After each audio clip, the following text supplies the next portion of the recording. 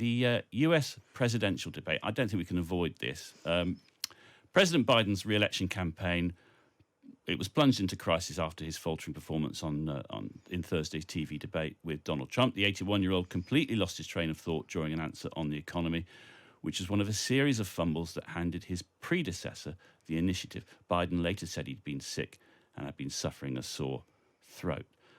Alice, I'm sensitive to the suggestion of cognitive impairment being used as a line, with which to mock Joe Biden. Well, people have used it as a line. Donald Trump's not afraid of using it as a line. However, we saw what we saw and we heard what we heard. Do you think he'll contest the election in November? I'm not sure he can. I mean, the New York Times has already said that he can't. The donors are getting nervous, and I genuinely think this is one of the rare cases. When Grania was talking about these debates don't really matter. This is a very rare case of a debate really mattering. Everyone was wondering, is this man up to it? Is the president really able to cope with another term? And there were two. There was one question when I thought Donald Trump said, "I really don't know what he said there." That was the killer line. And I'm massively not a fan of Donald Trump, but he did actually pin down what was wrong. Is that you were worried the whole debate that Biden was going to say the wrong thing, that he was going to forget, that he was going to not remember anything. And I don't think you can have that in a president. I think it is very, very strange to have a man standing who palpably isn't actually, at his, he hasn't got his greatest powers about him. I think that's what you need to say, is that he was an extremely good politician for a long time, but he is now too old. And then watching his wife trying to rally everyone afterwards was just sad, actually, more than anything else, I felt. Yeah, the suggestion is that he might be able to see out his term, but the prospect of another 4.5 years might be too much for him. I read somewhere last night, Grania, and Alice referred to her, that Jill Biden is now the most significant person on the planet, which is a meteoric rise, it has to be said. The implication being that she might persuade her husband not to stand. And Janice Turner in the Times this morning has written a similarly themed piece. Is that all asking a bit much of the president's wife to determine this? It's crazy. It's a bit like, the theory that Nancy Reagan was the one making all the decisions during her husband's presidency. I just think the whole thing is just so depressing. And I have to say, I think Ireland is to blame for this, because if you cast your mind back, when he was still on the fence about whether he was going to run again, he went on an official state visit to Ireland. And as we are wont to do with American pensioners, we showed him too good of a time.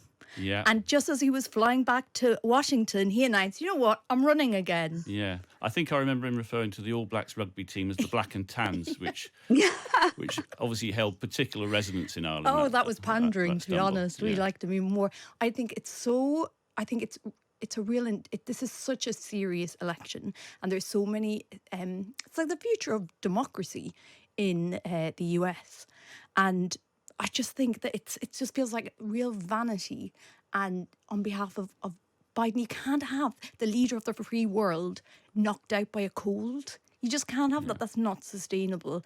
And I think, I think it's a bit like Ruth Bader Ginsburg when she, stayed for so long in the Supreme Court. I mean, she should have stood down during Obama's presidency so somebody left-wing could have replaced her, but instead she refused to retire, and then her place was replaced during Trump's presidency with terrible results for Roe v. Wade. So I think if it's not just it's like the system around Biden that allowed this to take place has really betrayed the United States. They shouldn't be in this position. I mean, as a paper, the Times is very careful not to advise American voters on how they should vote in the election. It's not our place to do so, although we can obviously point out the flaws in the presidential system and the situation that they find themselves in at the moment. Jerry Baker, who's the editor-at-large of the Wall Street Journal and writes a column for the Times every week, Alice, Jerry's told Callum and Chloe earlier on that he felt Biden would stand. It's too late for him to pull out, and they're basically stuck with him now. What do you think that means for us in the UK? Should we be worried about that?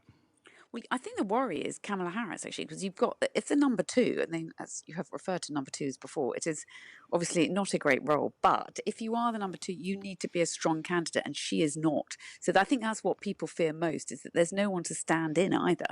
that, you know, actually he needed to have a better running mate if he was going to do this again. And he didn't. He's too fearful of getting rid of her. And I think so that is a problem. So I think it is a problem in a way for Britain. I mean, you're right. We have to stand back. We shouldn't really be opining because you know, whoever's going to be the next prime minister here is going to have to work with either Donald Trump or probably Joe Biden. So you need to keep relations going with both of them. But yeah, it is worrying. I think it's worrying because Europe's changing, because we've got this populist far right and the rise of them in Europe. I think America needs to be strong, and it doesn't look strong. That debate didn't look strong. It looked like two elderly men in a nursing home, as we said. I mean, that is a difficulty for the world. Well, you say that, and we're getting some messages in on this subject now. There's a text message that we've got from Martin McLeish in London, who says that Joe Biden reminds him of young Mr. Grace from the old TV comedy series Are You Being Served? I don't know whether he says you've all done very well at the end of a hard day's work. Matt Cooper says that on the American election debate, he has a feeling that given the ages of both presidential candidates, what we should really be looking at is how suitable their vice presidents are. You've just talked to that, Alice. It's quite likely they're going to become president, says Matt. Grania, so much of the attention has been on Biden's performance that Trump hasn't had to bear the same scrutiny, really, which is incredible when you consider his first term, as well as all his other characteristics. There's an argument, though, that he's also unintentionally funny because he is kind of a living, breathing caricature. Are you, as a comedian, is there part of you that would almost welcome his return to the White House for professional reasons only, I should say? No, because, I mean, an orangutan loose in a hospital is funny, but I don't want to live in a world where that's normalised. Because what Trump does is, sort of comedies, you're supposed to exaggerate, and you cannot exaggerate any of the things that Donald Trump says are already ridiculous. And you're supposed to, the whole idea of satire is that you're supposed to believe in better, and you're satirizing stuff because you believe that things can be changed. And when you have somebody like Trump and like previous politicians here who have no shame, then it's like you're just throwing rocks at the sea, and it just feels so pointless and overwhelming. So no.